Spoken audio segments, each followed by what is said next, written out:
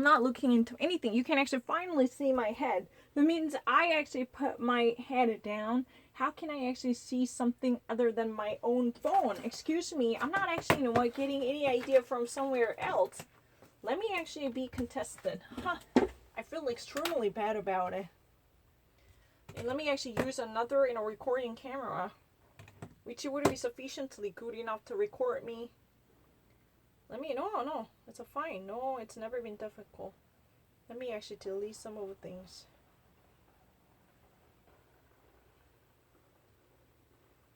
So I'm going to actually have a second camera operating, and I'm not looking into anything.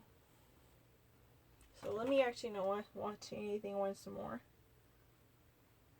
Still just interesting, given how the court has evolved. We now realize that he has stage fright when he is in front of other people. Maybe that's just simply what it is, Jeffrey. Maybe the premise of another book, Jeffrey Toobin. Let me ask you, Ellie, well, maybe both of you, if you could quickly give me a sense, after listening to oral arguments today, do you have a sense of which way the justices are leaning? Ellie, first to you.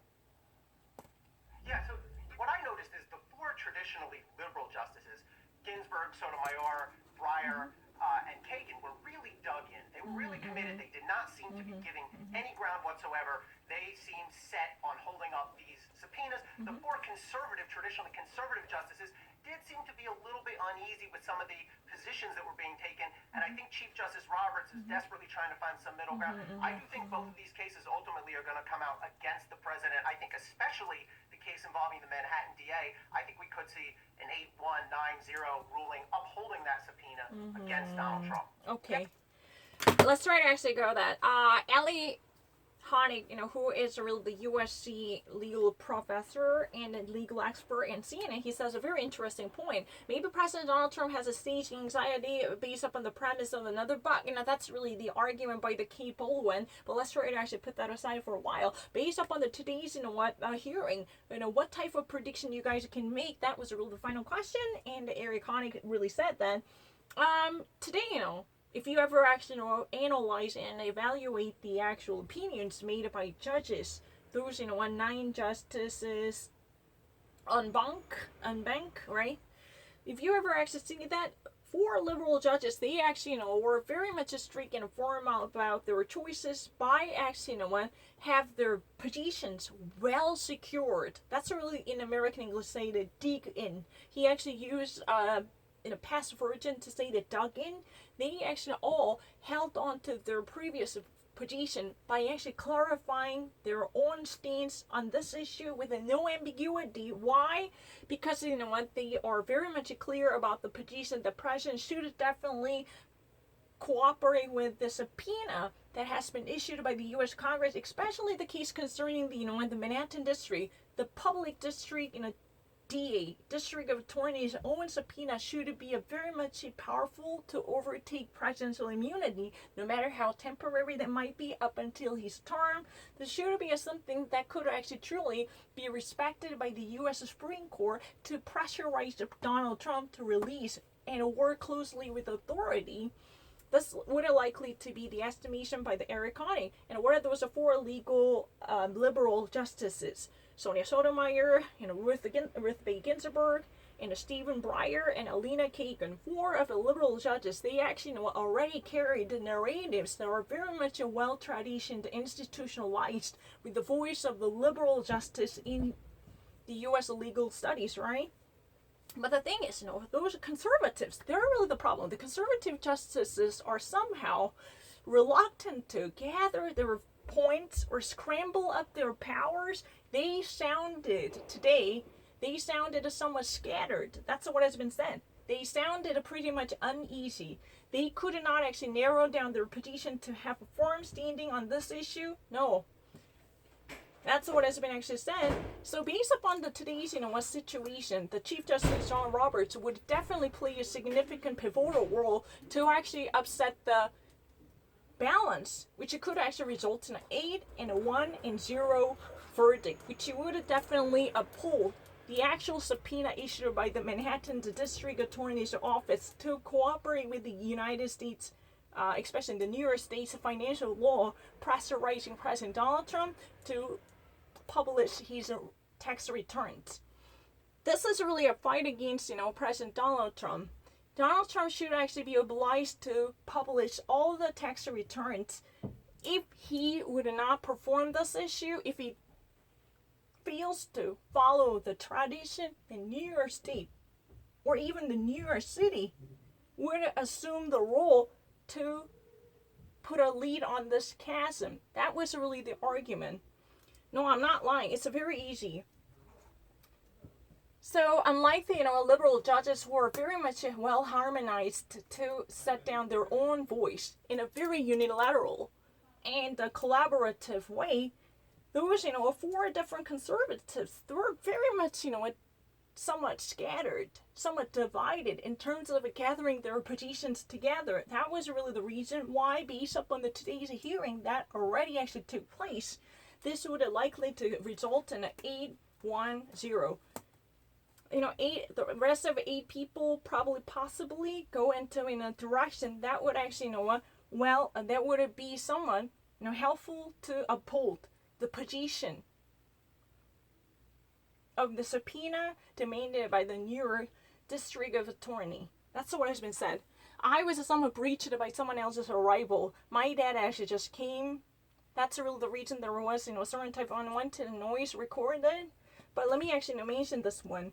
4 different people who are actually part of the liberal judges, they were very much consolidated in terms of sticking to their own original point, asking President to release and reveal his financial records, including tax returns. That was already promised since 2015, according to the legal scholar named Jeffrey Toobin. But that is really the case. But however, those 4 different conservative judges, Clarence Thomas and John Roberts, or Ali Gorsu, and Samuel Alito, or who's that?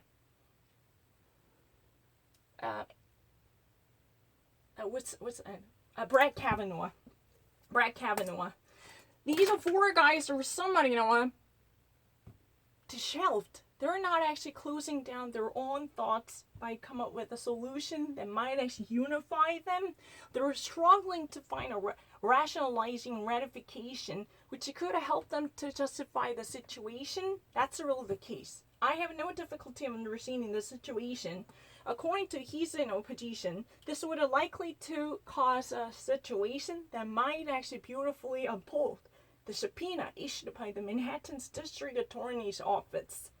District Attorney is really literally a prosecutor, and Cy Young, if my understanding is correct, he is really the district attorney who's been actually overviewing the case. Why would he actually overview this case? Because the New York State, especially the New York City, the hometown of Donald Trump, already waged a war against him. If President fails to cooperate with the justice by following or fulfilling the duties that were supposed to be his, then the city of New York will pressurize him and will pressure him to release what should be presented to American public ahead of time. That was really the war waged many years ago. I'm aware of that fact. That was really the only thing that I was aware of. Maybe President, has a staging anxiety. That's really the different issue. It didn't. Yeah. It's really interesting. Clarence Thomas didn't really actually, ask that many questions during the regular session, but all of a sudden, when he actually used a telephone conference, he all of a sudden became very much activated to pose many questions. Maybe he, Clarence Thomas is just actually having stage anxiety. Maybe this is really on the premise of another book that was really the assumption right now made. But it would never actually have a significant impact on the final decision made by the Supreme Court. That's really the assumption. And it's really interesting. I don't really have any difficulty. There was 4 different liberal judges who actually said that. Sonia Sotomayor and Stephen Breyer and Elena Kagan and Justice Ruth Bader Ginsburg. Those are traditional liberal voices. They already actually, confirmed they're very persevering and persistent stances on the issue in a unified way.